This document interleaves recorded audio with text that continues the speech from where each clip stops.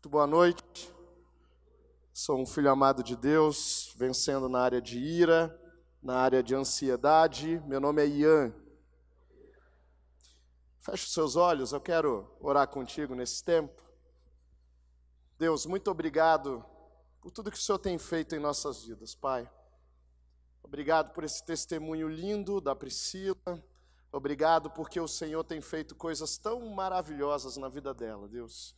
E eu tenho uma convicção no meu coração, Pai. O mesmo Deus que fez algo tão lindo na vida dela está presente aqui também para fazer em nossas vidas.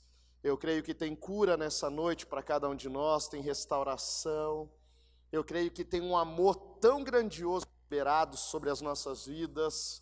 Tem graça, tem favor, tem tanta coisa, Deus. E nós celebramos tudo isso. Obrigado, Pai. Nós não merecemos nada, o Senhor nos deu tudo. E nós somos eternamente gratos a Ti. Pai, que os nossos ouvidos espirituais nessa noite estejam completamente voltados para o Senhor. Que a nossa atenção seja toda Sua, Pai.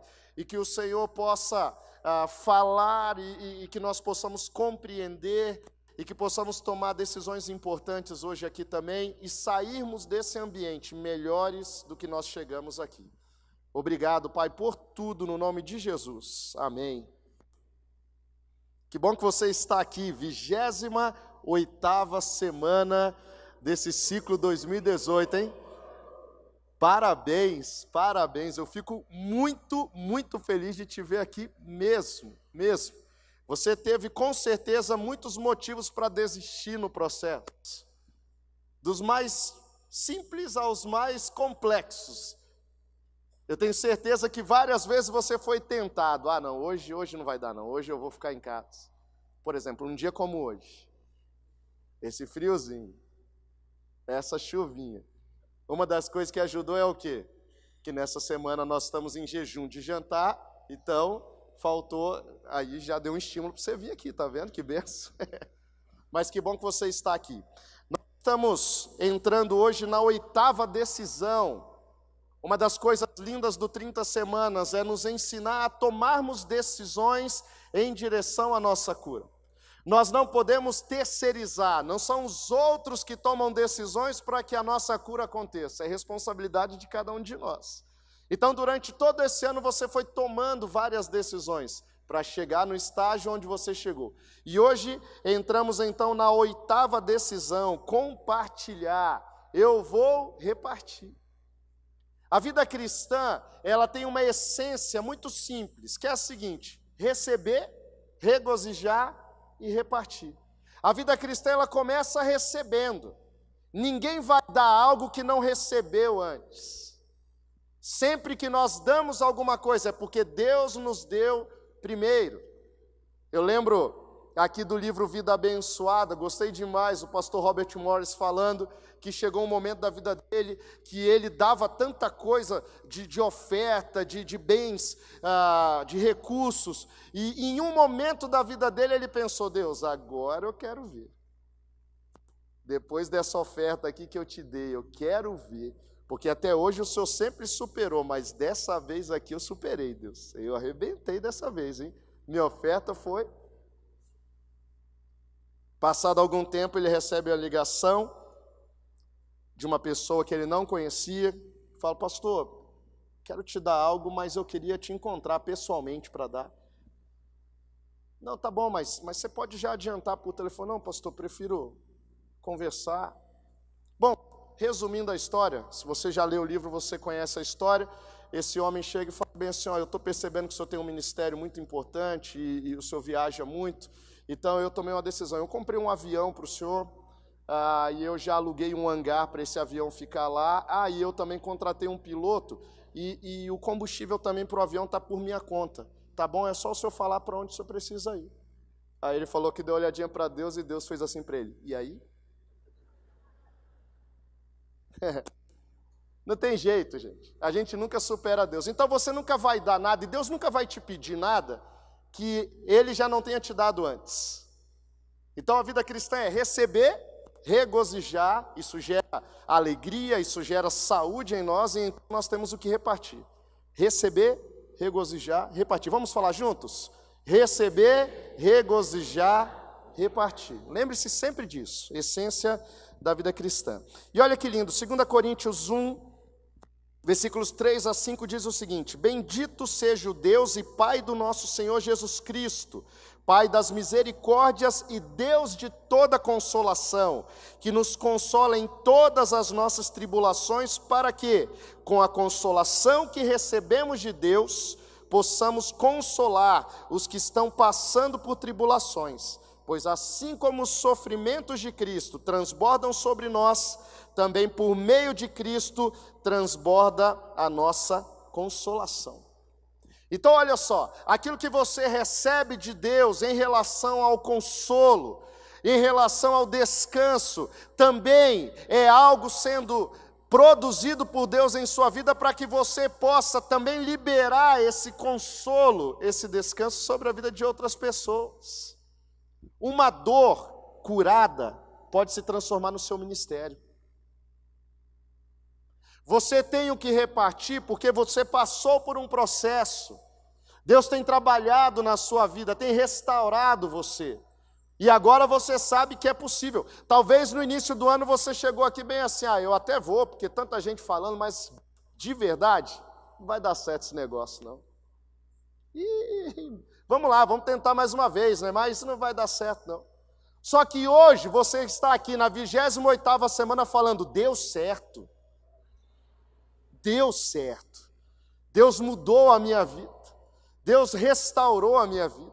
Eu tenho aprendido que Deus ele faz, se nós temos uma grande fé, mas Deus faz até se a gente tiver uma fé pequenininha. Qualquer resquício de fé já é o que Deus quer de nós para que Ele possa agir no nosso meio. Estava lendo essa semana a história de Gideão. Deus ele olha para Gideão e fala bem assim, ô poderoso guerreiro. Gideão está escondido, morrendo de medo dos midianitas. Deus já chega chamando ele de poderoso guerreiro. O povo vivia clamando a Deus que os libertasse daquela situação. Deus então vai para Gideão e Gideão fala, Deus, eu sei que você sabe todas as coisas, mas cabe um lembrete aqui, né? De repente o senhor está muito ocupado e não percebeu algumas coisas. Deus, eu sou a ponta da ponta, Deus. Eu sou o último dos últimos lá, você não tem ideia. O meu clã, a minha tribo, Deus, assim, eu sou o resto de todas as coisas. Como é que você me chama de poderoso guerreiro? E aí Deus fala com ele bem assim, ô Gideão, vá e liberte o meu povo com a sua força. O que é isso, gente? É o que Deus faz comigo e com você. Gideão, ele recebe uma missão. Vá derrubar os postes de Baal. Destruir o altar de Baal. Aí Gideão vai daquele jeito, de madrugada, escondido. Deus não tinha falado nada disso, mas ele fez lá, com medo do jeito dele, torcendo para ninguém ver nada, mas fez. Passou no primeiro teste com nota 5, mas passou. Aí Deus fala com ele, segundo teste, vamos montar um exército. Não, Deus, não, se é isso mesmo, me dá uma prova. Aí Deus vai dar a prova. Ele fala, Deus, sou meio devagarzinho para entender, mais uma prova. Deus vai e responde as 2 provas para ele. E aí ele vai e obedece, passou no segundo teste. Mas aí vem o terceiro, que era o teste definitivo. Deus, ele começa o exército liderado por Gideão com 32 mil soldados, Deus reduz para 300 para enfrentar um exército de mais de 135 mil soldados. Só que Gideão, que tinha passado com nota 5 no primeiro teste, nota 7 no segundo teste, agora Gideão já está calejado. E é interessante que quando Deus reduz o exército dele, ele simplesmente aceita e obedece. Já não pede mais teste nenhum, já não tem mais aquele medo da madrugada lá. Não, Gideão agora ele está fortalecido, porque ele foi passando nos testes. Sabe por que eu estou contando essa história para você? Porque você é um Gideão nessa noite. Lá atrás tinha medo, mas mesmo com medo você obedeceu. Algumas coisas você fez daquele jeito. Deus deu uma orientação para você, você fez assim. Tá bom, Deus, já que você está mandando, eu vou fazer. Você fez de qualquer jeito, mas fez. Passou com nota 5 no teste, mas passou. Agora você foi liberado para situações ainda maiores. Sabe, Deus vai usar a sua vida de uma maneira que você nem imagina ser possível. Nem imagina ser possível. Tem muitas e muitas pessoas que vão ser abençoadas pela sua vida. Você vai ser canal de Deus para restauração e muita gente, mas muita gente. Aliás, algumas situações geracionais que vem acompanhando a sua família já há algum tempo, encerrou na sua geração, na sua vida. As próximas gerações já vão viver num outro nível, porque você venceu. Você rompeu com um ciclo de maldição que vinha acompanhando gerações anteriores da sua família. Ah, é tão lindo que Deus vai fazer através da sua vida. É tão lindo. 1 Pedro 2, versículo 9 diz o seguinte: vocês, porém, são geração eleita, sacerdócio real, nação santa, povo exclusivo de Deus, para anunciar as grandezas daquele que os amou, que os chamou das trevas para a sua maravilhosa luz. Uau!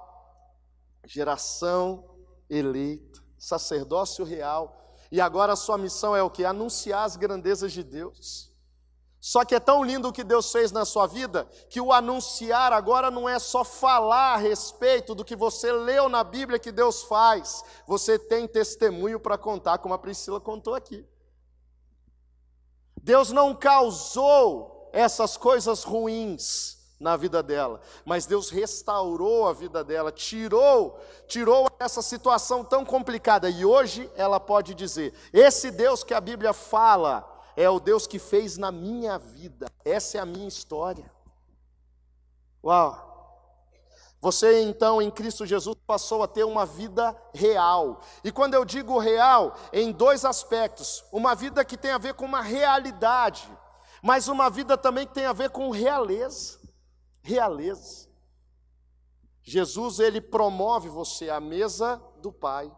Você tem acesso ao reino. Jesus, então, ele te convida a ir se transformando em uma pessoa melhor a cada dia. E a partir da sua nova identidade em Cristo, você admite suas fraquezas para então superá-las, podendo inclusive ajudar outras pessoas. Sua dor curada, restaurada, pode vir então a ser o seu grande ministério.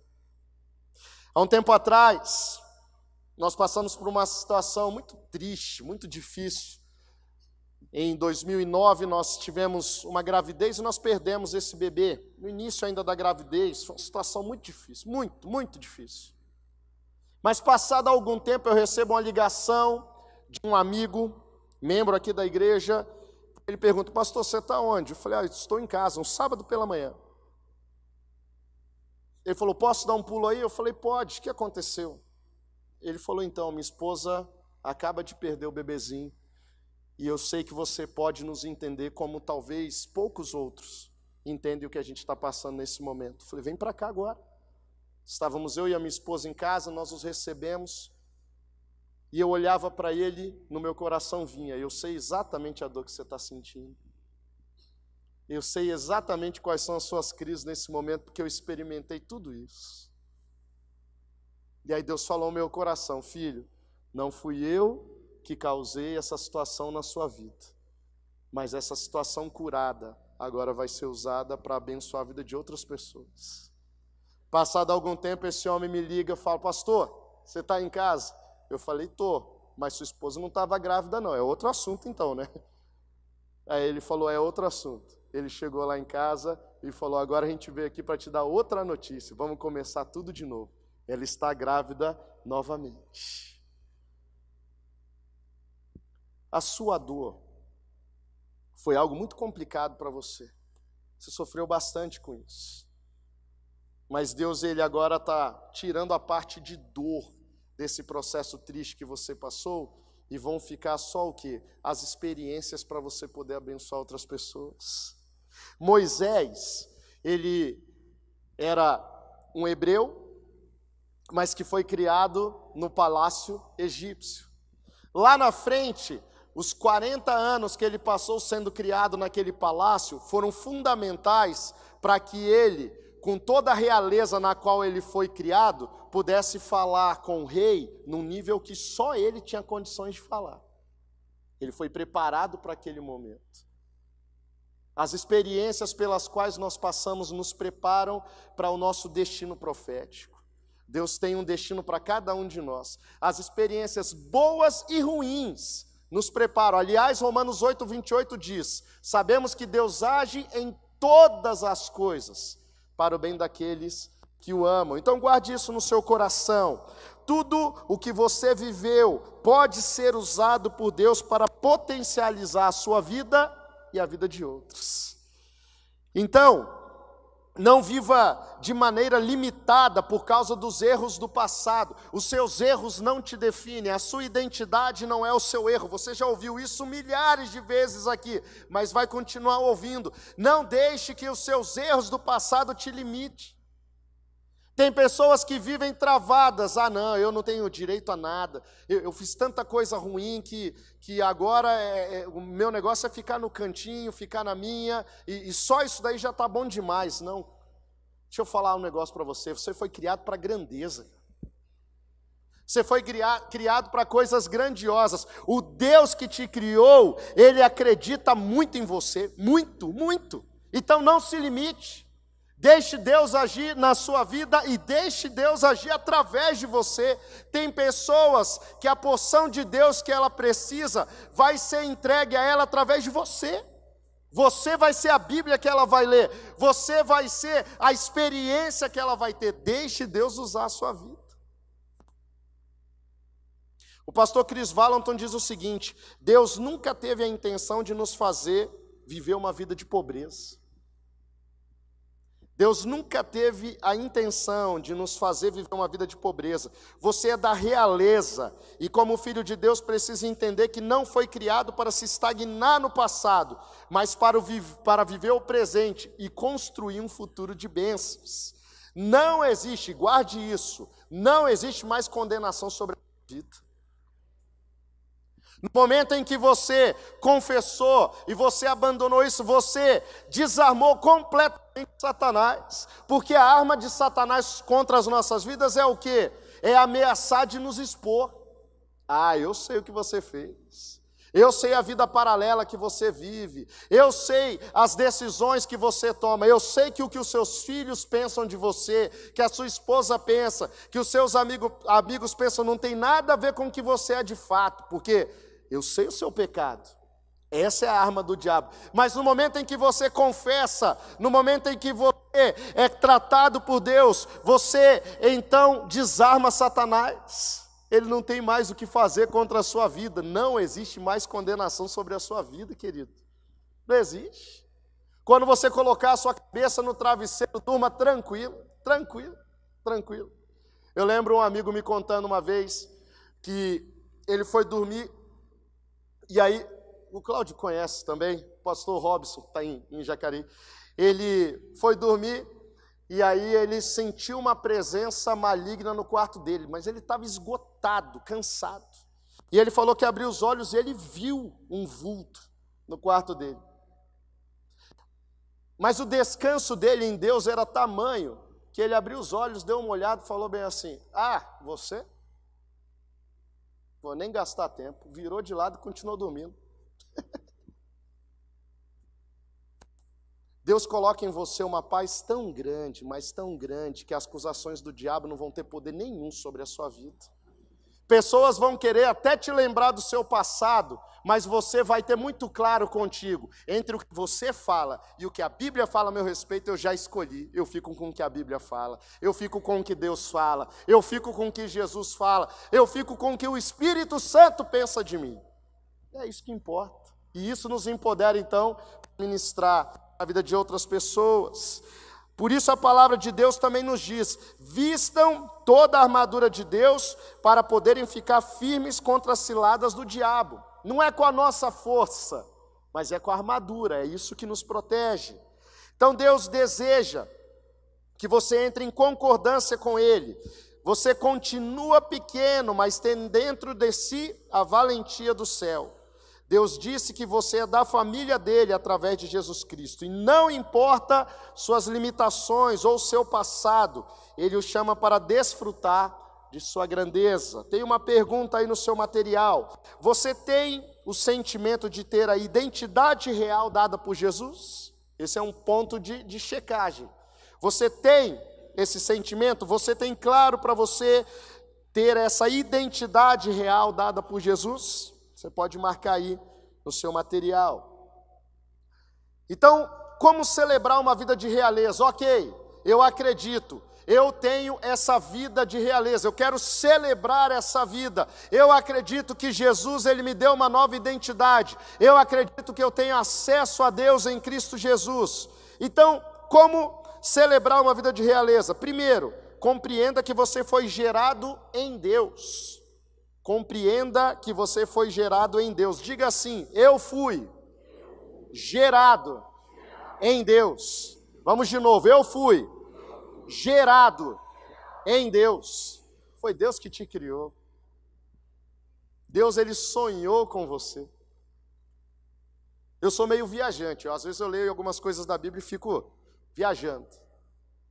Na minha cabeça isso funciona mais ou menos assim. Em algum momento Deus falou bem assim: ô, galera aqui do céu, dá uma segurada aí. Me dá alguns instantes que agora eu vou gastar um tempo criando o Ian.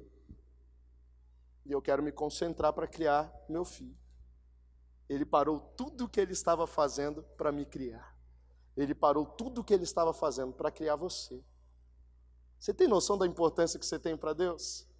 Ou você acha que Deus estava sem ter o que fazer? Ah, tem nada para fazer, vou sair criando gente. Não.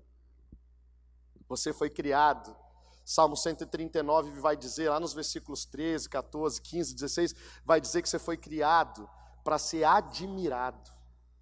Diz que nós somos criados para sermos admirados. Uau! De maneira admirável. Meu Deus! Deus, ele sonhou com você. Deus, ele planejou você nos mínimos detalhes. Eu estava ministrando hoje para uma turma do 5º ano aqui no colégio.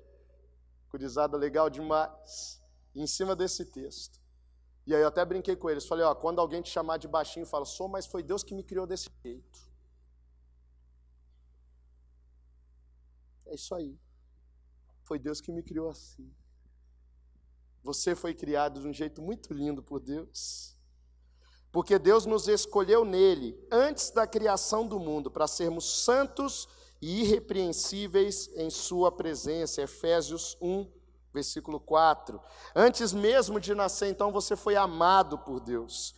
Não precisa de compensação alguma para preencher algo em si, pois o vazio é totalmente preenchido por Jesus. Aliás, em cada ser humano existe um buraco, um vazio, que é exatamente do tamanho de Deus, e só pode ser preenchido por Deus. Qualquer outra coisa que você tenta preencher esse vazio não serve, você sabe disso. Você sabe onde você estava e você sabe de onde Deus te tirou. Esse vazio que existia em você só foi resolvido no dia em que Deus preencheu esse vazio, porque é do tamanho dele, só ele pode preencher. Você foi gerado em Deus. Viva os padrões dos céus, então, em sua vida. Segundo, creia que a mesa do rei é para você também. Você foi gerado em Deus. Mas não para nisso. Creia que a mesa do rei é para você também. Quando Mefibosete, filho de Jonatas e neto de Saul, compareceu diante de Davi, prostrou-se rosto em terra. Mefibosete, perguntou Davi. Ele respondeu, sim, sou teu servo. Não tenha medo, disse-lhe Davi. Vou devolver-lhe todas as terras que pertenciam a seu avô Saul, e você comerá sempre à minha mesa. Essa história aqui é muito interessante. Mefibosete, filho de Jonatas, quando o seu pai e o seu avô são mortos, a família tentando fugir, a ama de Mefibosete o segurando, naquela correria ela deixa Mefibosete cair e ele fica aleijado. E um aleijado estar na presença do rei naquela época era inaceitável, inaceitável. Mas Davi tinha uma aliança feita com Jonatas, de cuidar da descendência dele. Davi então pergunta, tem algum vivo ainda? Ah, tem Mefibosete, manda trazer. Mefibosete, aleijado, não podia estar diante do rei. O avô dele tentou matar Davi um monte de vezes. A possibilidade dele receber alguma coisa da parte de Davi era zero. Mas ele recebe tudo. Davi traz ele de volta, restaura a realeza dele, dá de volta as terras que eram da sua família, coloca ele numa situação de realeza. É isso que Deus faz com você. É isso que Deus faz com cada um de vocês. Nós não merecíamos nada, Deus nos deu tudo, tudo. A herança que era do Filho único, Jesus, ele abre mão dessa herança ser só dele, ele diz, não, e eu nem quero ser filho único também não. Eu vou ser o primeiro de muitos filhos, e tudo que eu tenho é de vocês também. Jesus, ele dá essa herança para cada um de nós. Eu e você fomos chamados pelo Rei dos Reis, Jesus. Você foi transportado ali do vale da sombra da morte para o reino de luz. Você é sacerdócio real. Apocalipse vai dizer que você é rei e sacerdote.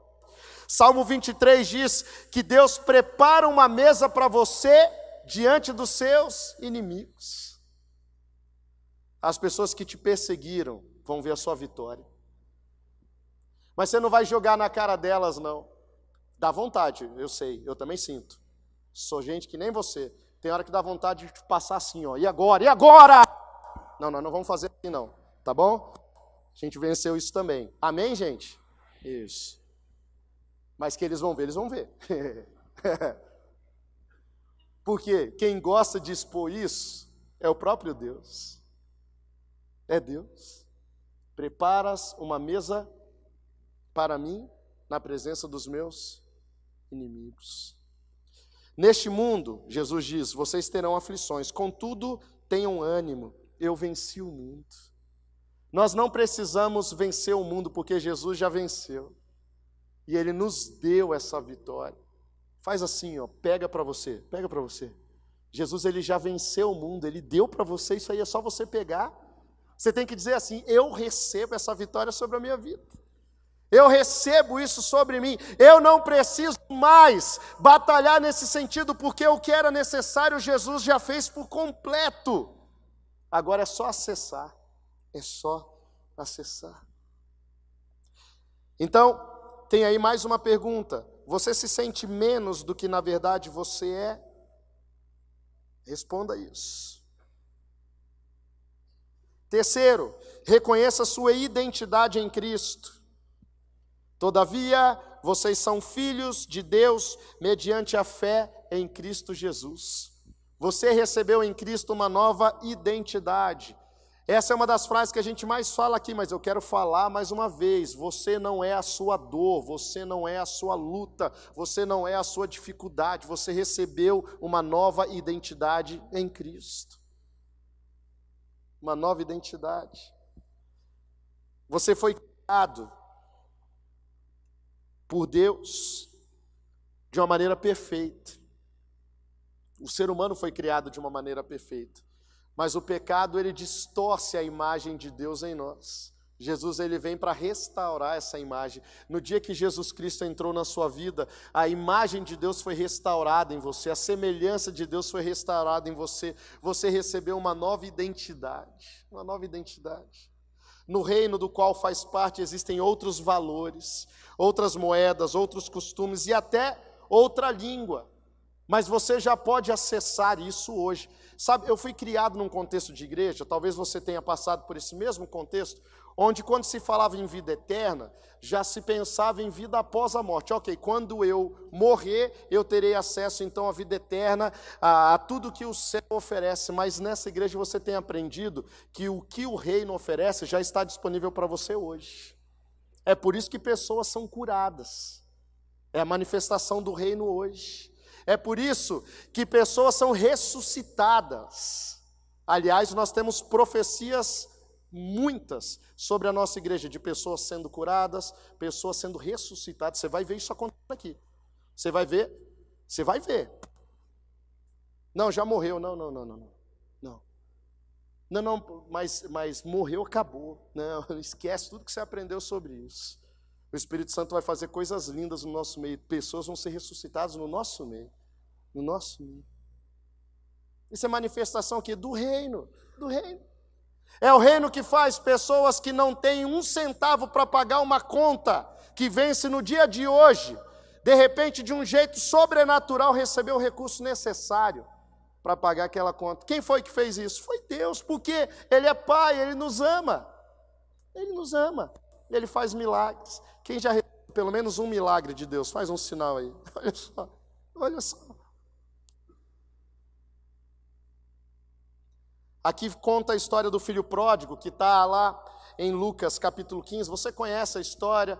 O menino surtou, chega para o pai, fala, me dá todo o dinheiro aí que eu tenho direito, eu quero sair para curtir. E aquele pai dá. Aquele pai dá. O rapaz pega então tudo que ele tinha e sai. E ele vai, e ele curte, e ele tem um monte de amigos, e à medida que o dinheiro vai acabando, ele vai diminuindo também a quantidade de amigos, porque aí fora é assim que funciona, é proporcional. Né? Tem dinheiro, tem amigo. O dinheiro vai acabando, os amigos também vão acabando. Acabou o dinheiro, acabou o amigo. Daqui a pouco aquele rapaz está no fundo do poço falando bem assim, meu Deus, na casa do meu pai o empregado mais simples tem abundância, o que eu estou fazendo aqui? Não, eu vou para casa, vou pedir perdão para o meu pai. Vou dizer, pai, pequei contra o Senhor e contra Deus, eu não sou digno mais de ser seu filho, mas me recebe como empregado. Ele chega com aquele discurso pronto, decoradinho, era verdade, era o que estava no coração dele mesmo, mas ele está falando, o pai já está atropelando ele, abraçando, beijando, ei filho, fala nada não, cara, dá licença, você voltou, cara, e aquele pai restaura aquele filho a sua condição completa de filiação. O texto diz que ele recebe vestes novas, que representam filiação, identidade, recebe um anel, que representa autoridade, ele recebe calçados novos, que representam honra e proteção, e ele recebe um churrascão, aleluias, eu amo a Bíblia, a Bíblia tem churrasco do início ao fim, o altar do sacrifício lá, né, e a parte gorda ainda era de Deus, glória, vai ter no céu, aleluias. Esse filho recebe de volta. Recebe de volta. Olha só, talvez você tenha perdido algumas coisas na sua vida fruto das suas decisões ruins, fruto do seu pecado. Deixa eu falar algo sobre você. Deus, ele vai restaurar você em condições melhores do que você tinha antes. Ele não só vai restituir, ele vai dar ainda mais, ainda mais, ainda mais. Quem recebe? Quarto e último aqui, para a gente fechar. Planeje o seu futuro. Tem uma pergunta que eu pulei aí, depois você lê. Planeje o seu futuro. As coisas encobertas pertencem ao Senhor, ao nosso Deus, mas as reveladas pertencem a nós e aos nossos filhos para sempre, para que sigamos todas as palavras dessa lei. Deuteronômio 29 e 29. Ou seja, tem coisa que Deus já revelou, mas tem coisa que ainda está oculta, tem coisa que Deus vai revelar lá na frente. Agora, como é que nós podemos pensar no futuro e planejar o nosso futuro? De uma maneira muito equilibrada. Nós não podemos ser aqueles que querem ter tudo sob o controle, não. Eu preciso ter tudo no papel, é tudo no papel, é tudo no papel. Não dá, até caiu. Mas também não pode ser daquele jeito, do Zeca Pagodinho, deixa a vida vir levar, minha vida leva eu. Não, também não dá. Tem que chegar no meio termo e tem que ter um equilíbrio. Não dá para você querer controlar tudo, mas também não dá para viver de qualquer jeito. Deus já revelou algumas coisas para você. Pega o que Ele já revelou e gera isso no reino espiritual.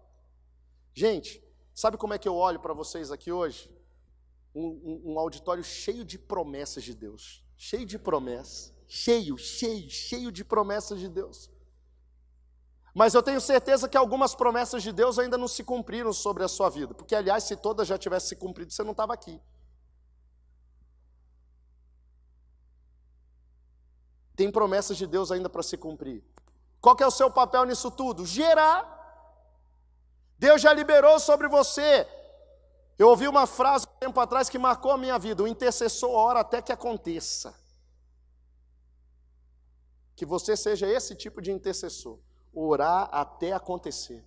Ah, eu tenho um filho que ainda não conhece a Jesus. Ore até que ele se converta. E ele vai se converter. Ah, eu tenho a promessa de um negócio. Deus colocou no meu coração um sonho de um negócio. Ore até acontecer. Porque se Deus liberou isso sobre a sua vida, vai acontecer. Vai acontecer. Planejar o futuro tem a ver com receber promessa de Deus, botar o joelho no chão e orar até que aconteça. Orar até que aconteça. Nós não acreditamos numa ação somente planejada, organizada. Não, nós cremos nisso também, mas cremos em especial que o sobrenatural age para que as coisas aconteçam. Esses somos nós. Senão, não precisaríamos nos converter. Senão, não teria sentido ter o Espírito Santo em nós. Tem a nossa parte de fazer as coisas de maneira organizada, mas em especial o que faz a diferença é a ação do Espírito Santo. Planeje o seu futuro. Planeje o seu futuro.